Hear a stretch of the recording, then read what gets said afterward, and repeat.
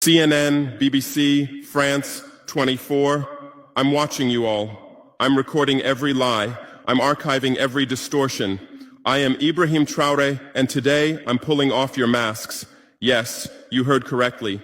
I, whom you call a young military junta leader, whom you brand as a dangerous radical, whom you serve up as an anti-Western dictator, am now telling you the truth. And this time you cannot turn off your microphones. This time you cannot turn away your cameras. This time your editors cannot cut this speech. Because the world you monopolize no longer exists. Because millions will hear these words now, without passing through your filters, without being subjected to your distortions, without being muddied by your lies. I am 34 years old. Every day of my life, I grew up with your lies. As a child, I would watch Africa on television. Always the same images. Children with flies, dry lands, weapons, death. This is Africa, they told us. This is what Africa is. And we believed it. We were ashamed of ourselves. We were ashamed of our own lands, of our own people. But then I grew up. I read, I researched, I questioned, and I understood that the Africa you showed us wasn't real. The story you told us was a lie. The fate you imposed on us was a script you had written. For years, how have you portrayed Africa? How have you shown it? How have you sold it to your viewers? As if we were creatures who had no share of humanity, as if we were savages left outside of civilization, as if we were wretches waiting for you to save us. Every day, every hour, every minute, the same story plays on your screens. Hunger, war, disease, corruption, terror, chaos. These are the words that come to mind when Africa is mentioned.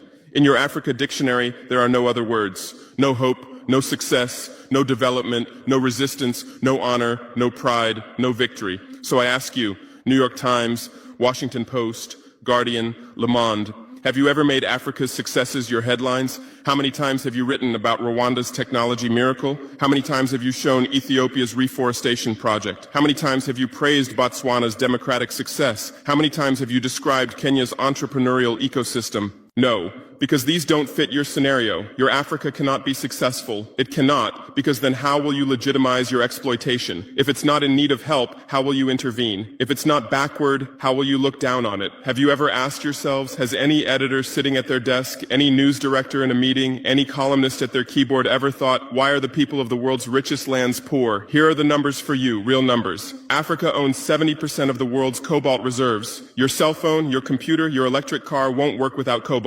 This cobalt comes from Congo, but Congolese can't afford cell phones. Africa owns 90% of the world's platinum reserves. Catalytic converters, electronic devices, medical implants, they all need platinum. This platinum comes from South Africa, but South Africans are crushed by unemployment. Africa provides 30% of the world's gold production. Mali, Burkina Faso, Ghana, Tanzania. Gold flows like rivers from our lands. But our people swim in poverty. Africa supplies 65% of the world's diamond production. Botswana, Angola, Congo, Sierra Leone, billions of dollars worth of diamonds are extracted, but our miners live on $1 a day. Africa owns 35% of the world's uranium reserves. Niger, Namibia, South Africa. Nuclear plants run on our uranium. Paris lights burn with our uranium, but our villages have no electricity. And you still ask, why is Africa poor? No, the right question is, how was Africa kept poor while being so rich? Here's your answer. Colonialism didn't end. It changed shape. You used to come and occupy our lands. Now you come and establish companies. You used to take by force. Now you make agreements. You used to rule with the whip. Now you rule with credit. Let me give you concrete examples. With numbers, names, dates, but you'll never write about these. Glencore, Swiss-based mining giant, extracting cobalt in Congo. 2022 revenue, $256 billion, a tax paid to Congo, $500 million, that's 0.2%. Is this justice? Rio Tinto, British-Australian mining giant, extracting bauxite in Guinea, 20 million tons annually. What's left for Guinea? Environmental pollution and cancer. Total, now Total Energies, French oil giant, extracting oil in Angola, Nigeria, Congo. 2022, profit, $36 billion investment in Africa, dirty pipelines, Anglo-American, founded in South Africa but now in London. Diamonds, platinum, iron, taking everything. What it left in South Africa, 6 million unemployed miners. And these are just the tip of the iceberg. What about the invisible, the secret deals, the offshore accounts, the transfer pricing tricks? Every year, $88 billion in illegal money flows out of Africa. Who writes about this? Every year, $45 billion in aid comes to Africa. Everyone writes about this, but no one says Africa is not the continent receiving aid, it's the continent giving aid.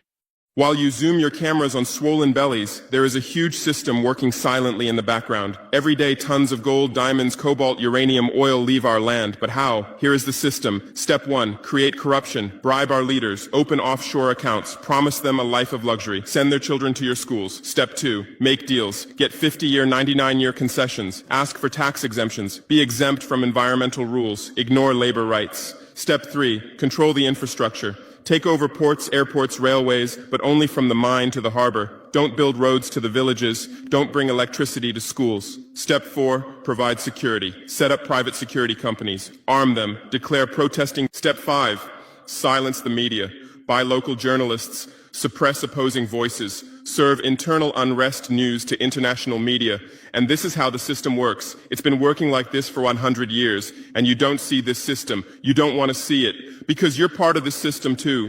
Who are the biggest advertisers of New York Times, CNN, BBC, oil companies, mining companies, arms companies, pharmaceutical cartels, the companies that exploit Africa? You live on their money, you defend their interests, and what I'm about to tell you might cost me my life, but it's no longer time to be silent. France's system in Africa is the CFA franc. 14 African countries still use French colonial currency. 50% of these countries' central bank reserves sit in the French treasury. France applies negative interest to this money, so we pay France to use our own money.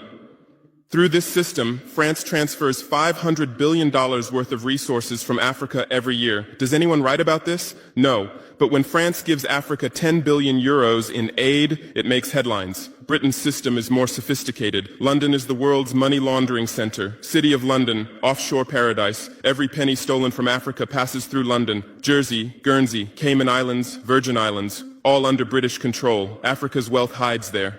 America's system is AFRICOM, Africa Command, 46 military bases on the continent. Official purpose, security. Real purpose, resource control.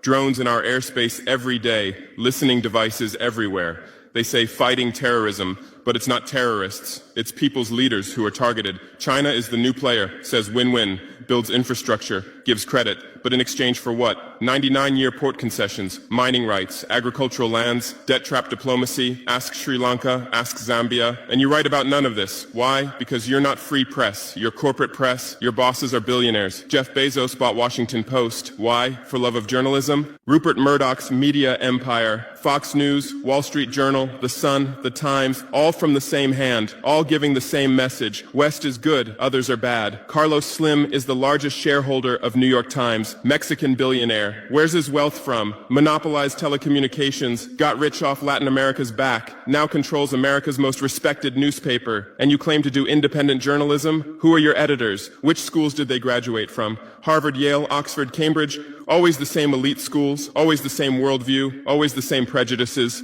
How are your reporters selected? How many languages does your Africa correspondent speak? French, English, that's all. Swahili, Hausa, Yoruba, Amharic, they don't know. They can't talk to the people. Your sources are always the same. Western diplomats, NGOs, experts, and then you come and lecture us.